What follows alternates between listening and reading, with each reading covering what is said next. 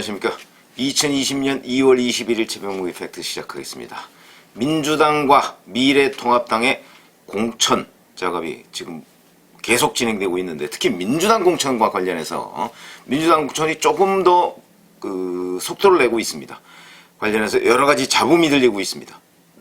이 잡음과 관련해서 오늘은 보이지 않는 손, 이거에 대해서 말씀을 드리겠습니다. 보이지 않는 손, 그건 뭐 공천 작업에 사실은 늘 있는 일인데, 현재 이제 서울 강서갑의 금태섭 의원 지역구, 금태섭 의원과 김남국 변호사 그리고 강선우 전 부대변인 등이 경합하고 있는 것으로 보이는 이 강서갑에 대해서 이해찬 대표가 고민을 해보겠다 이렇게 얘기를 해서, 고민을 해보겠다는 얘기는 사실은 그 지역은 금태섭 의원의 뭐 거의 아성이나 다름이 없는 지역인데, 그 지역에 친문, 강성 친문들, 이른바 문빠라고 하는 사람들이 미는 김남국 변호사가 출마를 선언함으로써 파란이 일었던, 그래서 그 지역의 경선 구도가 뭐 경선이 이루어질지 안 이루어질지 모릅니다만은 친조국 대 반조국으로 이렇게 나뉘어져서 조국 내전이 벌어지고 있다라고 하는 대표적인 지역구입니다. 근데 그 지역을 제외하고 나머지 지역도 사실은 여러 가지, 근데 어찌 보면 이 문빠라고 하는 사람들의 경선 개입은 지금 뭐 공천관리위원들한테도 계속해서 문자 폭탄을 날리고 있다는데, 이거는 뭐 보이는 손입니다. 보이는 손. 그건 뭐 거의 공개적으로 이루어지고 있으니까요. 근데 보이지 않는 손이 있다. 그 보이지 않는 손은 누구겠느냐? 그 구조를 제가 설명드리겠다고 말씀을 드립니다. 이거는 뭐 꼭 민주당에만 있는 일이 아니고요. 한국당이 아니죠. 미래통합당에도 있는 일입니다.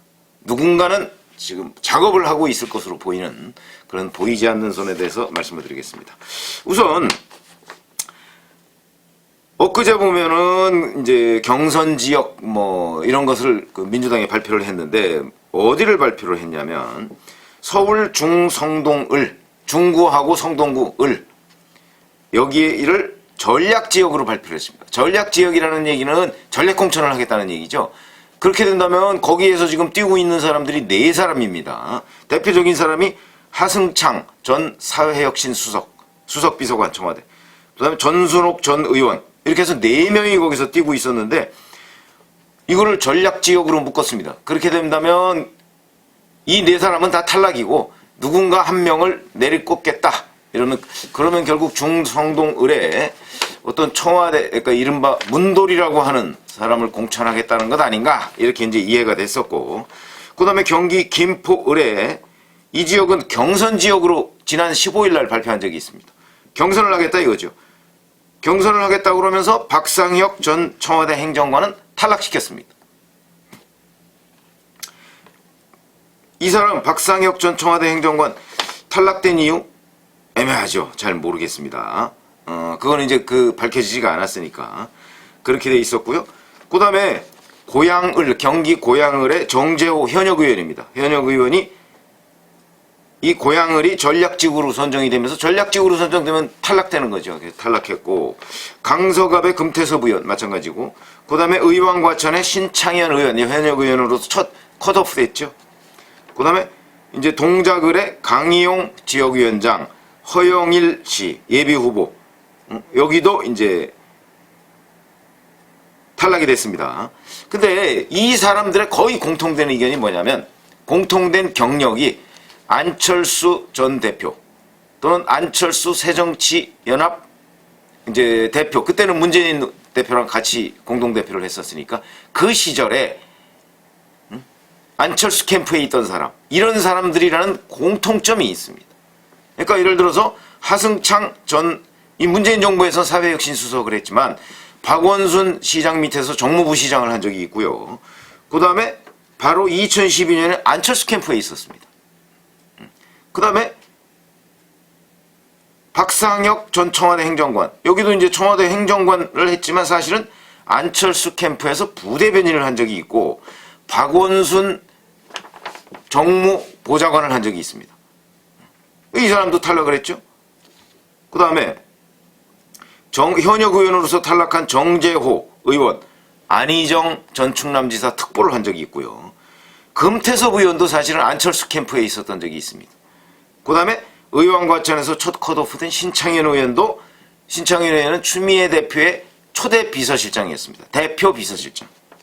그 다음에 동작을 해서 지역위원장을 맡다가 탈락한 강희용 씨는 추미애 대표의 정무실장을 했었고, 그 다음에 허영일 예비후보 동작을 해 여기는 김부겸 행정안전부 장관의 보좌관을 한 적이 있습니다. 그러니까 무슨 얘기냐면 당내에서 그러니까 문재인 대통령과 경쟁을 하던 사람 또는 앞으로도 경쟁이 될 만한 사람과 가까운 사람, 최측근 이런 사람들을 이 잔재를 청산한 것이 아니냐. 그 자리에 누구를 공천한다? 진문들을 공천한다. 아마 이런 큰 그림이 있는 것 아니냐. 이렇게 지금 짐작이 되고요. 그렇게 따지면 제가 이제 보이지 않는 손을 말씀드리려고 하는 이유는 자, 이렇게 해서 이 사람들을 탈락시켰는데 어제 갑자기 이 사람들 중에 두 사람을 부활을 시켰습니다. 중성동을의 하승창 전 사회혁신수석 부활을 시켰습니다. 어떻게 부활이 됐을까요? 그러니까 이 사람은 안철수 캠프에 있었고 박원순 시장 밑에서 정무부 시장을 한 안철수계이면서 박원순계다. 이렇게 얘기를 할 수가 있죠. 근데 문재인 정부에서 심의사회 수석을 했어요. 그러면 결국 문재인 대통령과 지금 청와대에서 이 사람을 살린 것이다. 부활시킨 것이다. 누가? 아마도 청와대에서 이해찬 대표와 공천관리위원회에 연락을 해서 야, 이 사람은 과거에 이러이러한 경력이 있는데 그렇긴 하지만 그래도 문재인 정부에서 수석 비서관을 했는데 탈락시키면 되겠느냐 라고 해서 부활이 됐을 가능성이 가장 높다. 그러니까 무슨 얘기하면 단점과 지금 강점이라는 거는 문돌이라는 강점이 있죠. 문돌이 그거 문재인 정부 청와대 사람들이 직접 얘기하는 겁니다. 문돌이라고. 근데 이 문돌이라는 강점이 이 단점을 누른 것이죠. 눌러서 부활이 됐을 것이다. 이렇게 지금 추정이 되고. 그 다음에 그럼 박상혁 씨도 안철수 캠프에 있었고 박원순 그 시장실에 정무보좌관을 했다고 했습니다. 그런데 이 지역은 경선 지역으로 됐다가 경선 보류 지역으로 분류가 됐습니다. 그러면서 이제 설명은 뭐라고 그러냐면 이 각 후보들의 경쟁력을 높일 여유를 주겠다. 이렇게 됐습니다. 그러니까 일정 시간이 지난 뒤에 경선을 하겠다는 뜻으로 보이는데 그러면서 박상혁 전 청와대 행정관을 살짝 또 부활시켰습니다. 여기도 하승창 전 수석과 마찬가지로 아마도 청와대에서 연락이 갔을 것이다. 그러니까 안철수 캠프에 있던 거와 박원순 캠프에 있던 거는 마이너스 요인인데 문재인 정부에서 행정관을 했기 때문에 이 부분 플러스, 그래서 압도 이렇게 돼서 플러스 마이너스 해보니까 플러스가 높다 그래서 청와대에서 연락을 해서 아마 부활을 시켰을 것이다. 이런 것들이 보이지 않는 손이다. 그 다음에 또 하나 보이지 않는 손과 관련해서 이제 거론할 수 있는 게 영등포을입니다. 신경민 현역 의원이죠. 여기에 김민석 전 의원이 도전을 했습니다. 그런데 신경민 의원이 힘에 붙였는지 노무현 전 대통령의 부인인 권양숙 여사를 찾아가서 도움을 요청하고 권양숙 여사가 아니 어떻게 거기가 경선 지역이 됐죠? 내가 뭐 직접 지지 표명을 할 수는 없지만 격려하겠습니다 라고 얘기했다고 신경민 의원이 공개를 했습니다. 실제 뭐 권양숙 여사가 뭐라고 얘기했는지는 우리가 알 수가 없죠. 그러나 공개를 했습니다. 신경민 의원이 이 공개하는 것 정도까지는 권양숙 여사가 양해를 했을 것이다. 이것도 또한 보이지 않는 손이다. 왜 그러냐면 이해찬 대표가 바로 친노의 좌장이다. 이렇게 지금 그 외부에서 평가를 듣고 있기 때문에 권양숙 여사가 뭐라고 했다라고 하면 직접 전화를 안 해주더라도 영향을 받을 가능성이 높다는 것을 신경민 의원이 알았기 때문이다. 그러면 신경민 의원은 서울대 사회학과 동문입니다. 이해찬 대표랑. 근데 왜 이해찬 대표한테 직접 얘기하지 않고 권양숙 여사를 찾아갔을까요? 이 세 사람이 이해찬, 신경민, 김민석 세 사람이 다 서울대 사회학과 동문입니다. 그런데 이해찬 대표는 공대에 다니다가 중퇴를 하고 사회학과로 들어왔기 때문에 72학번이고 신경민 의원은 곧바로 들어갔기 때문에 71학번입니다.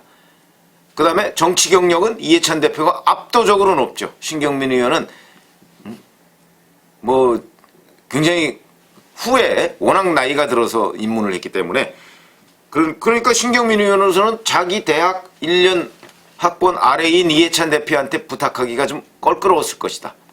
그러니까 권양숙 여사를 찾아갔을 것이다.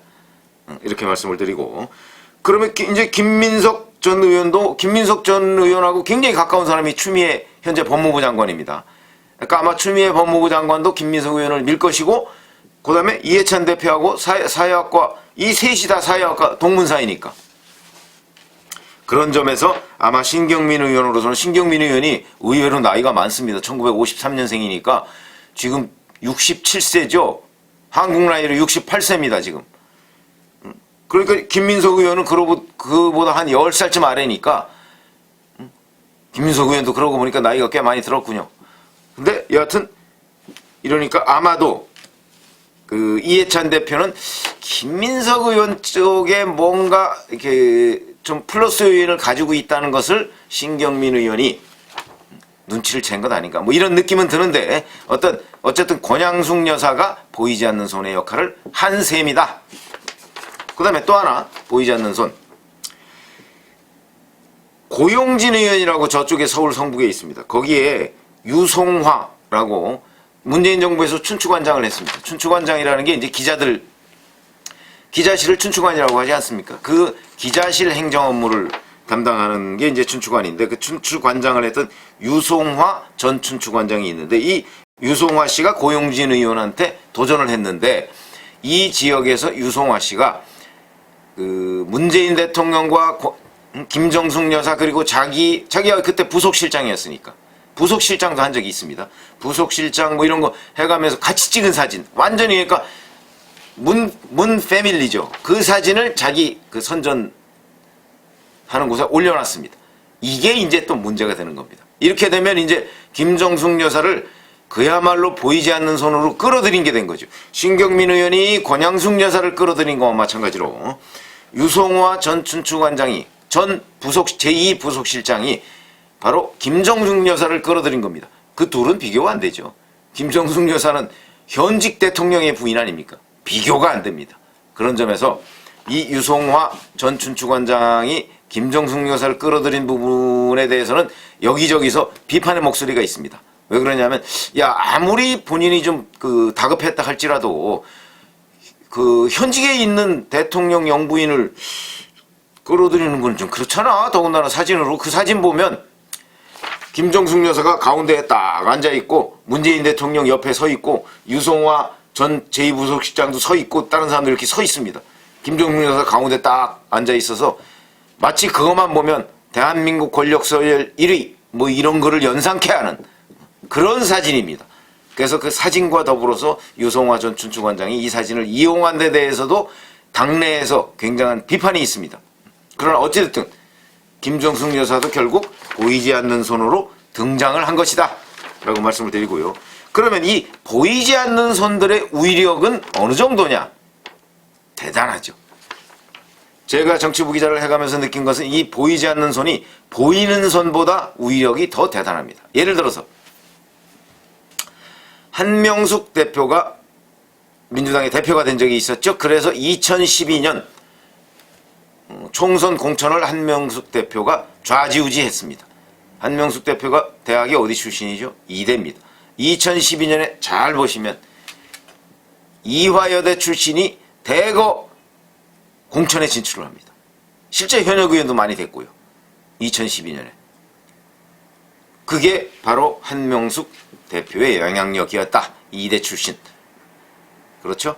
그 다음에 김종인 대표, 더불어민주당의 뭐 비상대책위원회 대표죠. 뭐 정식 대표가 아니고 비상대책위원회 대표가 된 시절에 그 뭐 잘 아시죠? 뭐 그때 그 김종인 전 대표와 연관이 있는 김종인 대표 몫으로 본인, 그 다음에 이은열 의원, 그 다음에 박경미 의원, 이런 사람들이 이제 비례대표로 들어갔고요.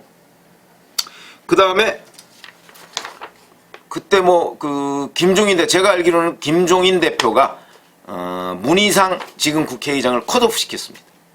근데 거기에도 또 보이지 않는 손이 작동을 해서 이 컷오프된 문희상 의원을 부활시켰습니다. 그걸 제가 압니다. 이렇게 공천에는 늘 보이지 않는 손이 작동을 하게 되는데 그것이 보이는 손보다 때로는 더 막강하다. 그런 말씀을 드립니다. 그래서 이게 공천의 구조라는 게 정말 자기 실력으로 되는 것, 물론 자기 실력으로 되는 것이 뭐 상당히 있죠. 어찌 보면 그 2016년에 보면 지금 현재 이해찬 대표가 컷오프 됐지 않습니까? 그래서 탈당해서 무소속으로 출마해서 나중에 다시 입당했습니다. 이런 것이야말로 자기 실력으로 돌파한 거죠. 그냥 세종시니까 뭐 그냥 뭐 컷오프 됐으니까 그만하자 이렇게 할 수도 있었는데 그걸 굳이 무소속으로 출마해서 당선되는 건 그건 자기 실력입니다. 그리고 또 뭐 보이지 않는 손을 통해서 부활하도록 하는 거 뭐 글쎄요, 뭐 그것도 뭐 큰 넓은 의미에서는 실력이라고 볼 수가 있죠. 뭐 네트워크도 실력이니까요. 그런 점에서 보면 정치에는 늘 이런 일들이 벌어지는데 현직 정치부 기자들은 이런 일들을 그러니까 취재를 통해서 잘 알기가 어렵습니다. 그건 현실적인 한계죠. 그건 오히려 저희들처럼 현장을 떠나 있는 사람들이 간혹 저희도 뭐 막 본격적으로 취재를 하려고 해서 하는 게 아니고 간혹 이런 뭐 술자리나 이런 데서 뭐 들을 수 있는 그런 얘기입니다. 그러나 정치는 사실은 그 막후에서 벌어지고 있는 일이 진짜다. 그래서 현직 정치부 기자들이 알 수 있는 건 그 막후가 아니고 막전에서 벌어지는 일의 상당 부분은 현직 정치부 기자들이 알고 있는데 사실은 그 진짜 정치 이거는 막후에서 벌어지고 있는 것인데 저도 현직 정치부 기자 시절에는 그것을 거의 몰랐습니다. 그러나 그것이 굉장히 중요하다. 그것이 바로 정치다. 그리고 그런 정치들이 난무하는 곳이 바로 공천이다. 이런 말씀을 드립니다. 감사합니다.